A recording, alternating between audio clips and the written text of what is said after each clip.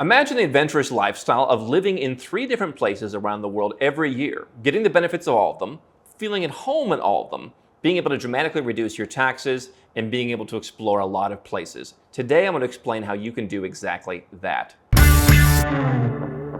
And so I called this the trifecta method. 5 years ago, I came up with this, and now you see people all over the internet talking about the trifecta. So I thought, who better to explain how it works and give you some updated information to consider than the person who came up with this idea of splitting your time of 4 months here, 4 months there, and 4 months somewhere else, totaling up to 12 months where you're living in 3 different places and getting the benefits of all of those. Now, if it's your first time here, I'm Adrew Henderson. I'm the founder of Nomad Capitalist. We help 7- and 8-figure entrepreneurs and investors legally reduce their taxes, protect their assets, increase their freedom, and grow their opportunities internationally. You can learn more at nomadcapitalist.com.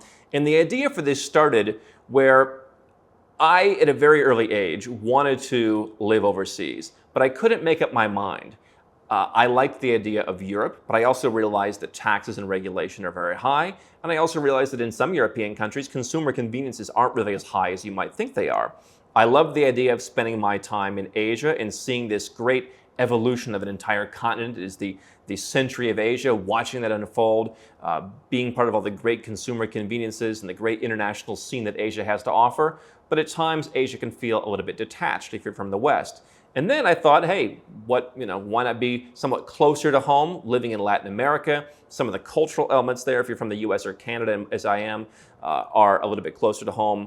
It's more rugged, there's potentially more freedom. You can actually work towards citizenship in those countries, in some cases, even if you're not living there for the majority of the year. And so I thought, hey, I can't make up my mind, so why not, from a lifestyle perspective, divvy things up? And so the idea of the trifecta was born, where you would say, if you like things to be neat and clean, 4 months, 4 months, 4 months in each place. What I learned after this very early age as an entrepreneur was, hey, what happens to my taxes if I don't live in my country? And that started the whole conversation that we talk about all the time here at Nomad Capitalist, how to reduce your taxes. The idea in many of the countries you could put in your trifecta are that if you are not meeting a strict days test, 182, 183, 180, something like that, differs by every country, you may not be taxed. And so I believe that every country gets to set its own taxation rules. Many countries these days only want to tax people who are making money in their country. So you've got a job, you're a local investor, and you substantially live there. Now, we're not talking about Western countries, and so the trifecta is harder to use if you value the tax benefits as well as the lifestyle benefits, if you're going to live in high tax countries. So we talked about previously how we had a client who wanted to split his time between the US, Spain, and I believe it was France. That's kind of hard, and I'll go into that in a moment. But if you're looking at countries that are more up and coming, let's say out of the EU, out of the OECD, for example, even some of the countries in the OECD will let you do this, they may have only one test for being a taxpayer, and that is a simple days test. So what a lot of people get confused when they're leaving their home country, if you're not an American, if you're Australian, Canadian, German, you might look at the days test and say, hey, as long as I don't spend 183 days in my home country, I'm not going to be taxed. It is not that simple, because many developed countries, many Western countries now have systems where they'll say, oh, but is it your center of life? Is it your most substantial home? And so even if you only spend 4 months in a country where maybe you own a piece of property, maybe you have a car. I mean, there's many different tests that go into this. In many countries, if you're leaving, you've got to not have a house. You have to not have accommodation available to you. You should not have a car. And this is not tax advice. There's many different factors that go in. It's never entirely black and white.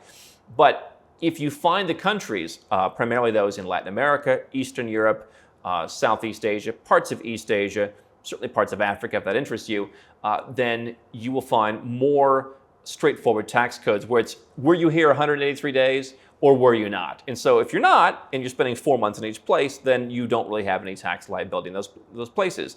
I believe when we talk about competition of where you can live in the world, this is basically countries that are setting their policies where, listen, we want to tax people who are living here substantially and they're deriving their income from this country. But we realize if someone wants to come as a tourist, for example, I mean, you can spend 90 days as a tourist living in Europe. If you're American, if you're Canadian, if you're Serbian or Georgian or Malaysian, you can just go to Europe for 90 days at a time.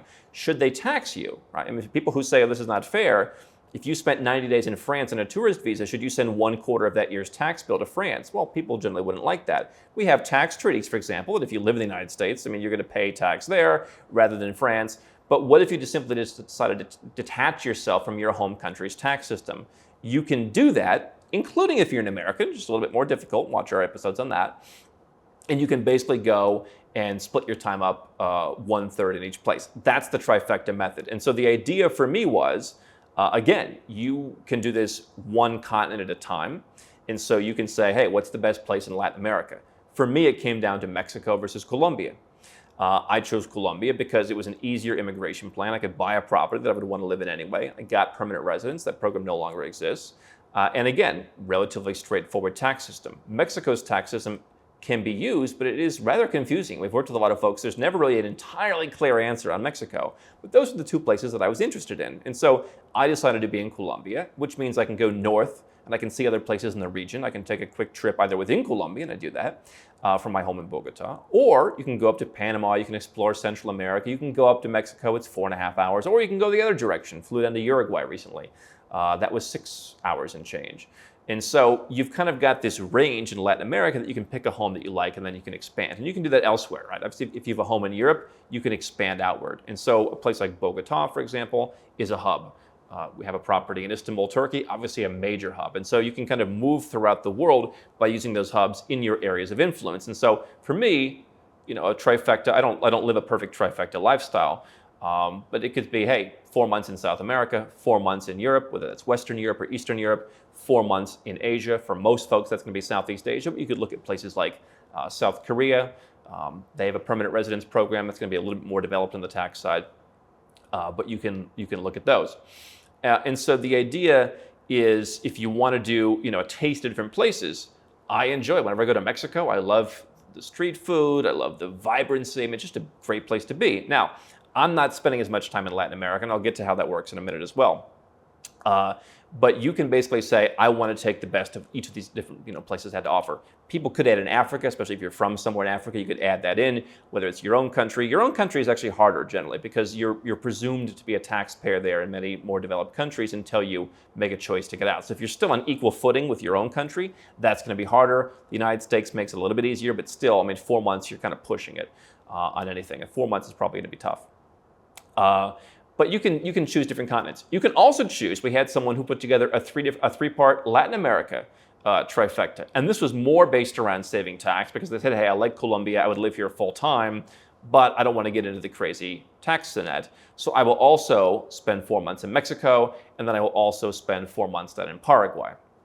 And so they were basically getting a taste of a really up-and-coming place where they just totally got left alone in Paraguay, the vibrancy of Mexico, and then where they wanted to live for social reasons, which is in Colombia. And so you can do that whether it's, again, all around the world or whether you're just kind of moving around a certain region because you want to get a taste of that region. Some people just like Europe. Some people just love Southeast Asia. I think most people in Southeast Asia tend to have a favorite. For me, it's Malaysia. For many others, it's Thailand. If you're a professional, maybe it's Singapore. It's harder to get into for someone who's not getting a job or starting a business. And so you can pick whatever you want to do. Now, if you don't want to do 4 months, 4 months, 4 months, you can do what I call the modified trifecta. And so this speaks to, I was talking to a good friend of mine who has a couple different places. He said, if you want to truly optimize for efficiency in your business, getting stuff done, happiness in his opinion, and also being able to be social, either having a group of friends that you see often, having some kind of social reputation where you can get stuff done at a certain place. His idea was 80% in 2 different places. And so you could have a bunch of different homes around the world and that could fill the 20%, but you want to be 80% in 2 places. And so in that system, you could have a modified trifecta. Now, from the tax perspective, that becomes harder. But if you look at 80% as, let's call it 9 months, you could do 5 months and 4 months in those places, and you could still, in many cases, not have a tax obligation. Or you could also look at countries where they have a non-dom system where it's based on remittance. So the less time you spend there, the less money you'll remit, and the less money that's therefore taxed, and the rest of your money sits offshore. You could look at a territorial system, which is what most of Southeast Asia is. Countries like Paraguay have an essence of territorialism. Panama, much of Central America is territorial. And so you could live in those countries full time and it wouldn't matter. You could do 6 months, 3 months, 3 months, with the 6 months being either tax-free, territorial, non-dom, some kind of lump sum system. Let's say like Italy, 100,000 euros a year. So if 100,000 euros is not a lot of money to you, then you could use it as part of a modified trifecta. So the question when you're building your trifecta is, what part of the world do you want to operate in? For me, at this point in my life, as someone who has a residence in Latin America, I need to go there and check in once a year. But for me, I think that's largely going to be the future. Is that's not going to really be part of any kind of trifecta. I'm just going to go enjoy more of a vacation, keep the residence permit active. If I want to work towards citizenship, I can do that. I've already made the investment. But I've always, from the day I started this, thought of myself as a Europe and Asia person. And so Europe is going to be harder because, again, many European countries have 3, 4, 5 different ways they can suck you into the tax system. Again, there's a strike against you if it is your own country, because it's presumed like, all right, you kind of are coming from here. It's a simplistic way of saying it, but it's assumed that that's where you're trying to maintain ties. And so, again, if you're leaving your country's tax system, you may in many cases have to get rid of your home. And so how are you going to live in a trifecta where you don't have a home? The benefit of something like Colombia is they encourage you to come and buy a property and then get residence. It was permanent in my case. Now it's going to be only temporary. You have to work towards permanent. But they're actually encouraging you to come and buy real estate. If I want to live in Germany and I buy real estate, that gives me no special privileges because the government doesn't really care about people coming and buying real estate. They don't prioritize that. The United States doesn't really prioritize people buying real estate. People will buy it without them giving you residence, right? And so there are people who own U.S. real estate who can't even go to the United States. They don't have a visa because the government just doesn't need to prioritize that. And so the countries like in Western Europe or the countries where you're from in the Western world are going to be more difficult to run this in. You can have one Western country, but it probably needs to be a little bit smaller than the other countries. Or you might even need to do a modified trifecta where you're going to spend, let's say, 6 months in a tax-friendly country and then maybe 4 months in one of the European kind of where they have more ways of getting you in, and then 2 months somewhere else. You can modify it 633, 642. You can do it however it is you want in that way. But basically the idea is you're having 3 homes. And so you want to ask yourself which is more important. The lifestyle benefits, which is where I first started. I wanted to see the world, and I didn't really want to commit to one place. And so if lifestyle benefits are more important, then you might be willing to pay some tax. And then you can ask yourself, well, how much is some, right? If I spend some time in Italy and I trigger it, can I just go back at the end of the year and say, okay, here's your 100,000 euro lump sum tax, and now I'll get signed up for that. Is that acceptable? Or do you need to prioritize a country where you've got a lot more flexibility in the tax that you pay? So if lifestyle is more important, then you can choose for lifestyle. If tax is more important, then you definitely want to make sure that you have a solid tax residence. The challenge that we see with some folks who either nomadic or live a trifecta lifestyle is if you're not triggering tax residence in any one country, you may not be able to open certain bank accounts, investment accounts. I mean, a lot of places you go these days, you want to put money somewhere. Hey, where is your tax home? And so you can get a tax home, what we call a paper tax residence, in a country where you spend 30 days a year, or even 1 day a year in some cases, because you show wealth or you pay some small amount of money, Antigua, for example. And so you can do that, but that's still not going to save you necessarily if you get carried away and you become tax resident somewhere else. So being tax resident in one place may not preclude you from being sucked in somewhere else if they think, hey, this is actually where you're spending your time. So you have to do proper tax planning. It's a little bit easier for Americans in this regard because Americans always have the U.S. tax home, which means you're using things like the foreign earned income exclusion, using things like foreign corporations. And if your trifecta does not include the United States, you're not going to spend any time, and so you just use the simple physical presence test, foreign earned income exclusion, to spend de minimis amounts of time in the U.S. and then use all the tax exclusions for living outside of the U.S. Everybody else, you just get out of your country's tax net, and then you go and live, and then you go and figure out where is your tax home, either through a modified trifecta, spending 6 months there, or through a country that allows you to spend 4 months there and get tax residence. There's not a lot of those. Or you get a tax residence somewhere else and you just commit to a day or a month or whatever it is, or 2 months in the case of some places, and then you build your trifecta separate from that. Now, the cool thing is some countries in South America where they have civil law systems might actually naturalize you if you've got a good reason for being outside of the country. So if you were to get residence in Argentina, for example, there are people who have been naturalized spending 4 or 5 months per year in Argentina, not triggering tax residence, and then working to go on with citizenship. You could also use things like golden visas, or again, Colombia used to have the permanent residence program where there was no actual time requirement to be there, or it's a very nominal 1 day a year, 7 days a year, and you can still work towards citizenship if you learn the language. But if you're going to spend actually more time in a trifecta country, that could be an easier way to expand the number of countries. Again, a lot of Western countries are going to have, you need to be here for exactly this number of days over the course of exactly this number of years. But in more open, kind of laid-back civil law cultures, again, like some in South America, Argentina being one, it's possible that if you can make a case for why you were only there for X number of months a year, hey, can I still apply for citizenship after a few years? And so you can save taxes. You can potentially work towards citizenship in some places where it's not a full-time home and it's a part-time home. That's harder to come by.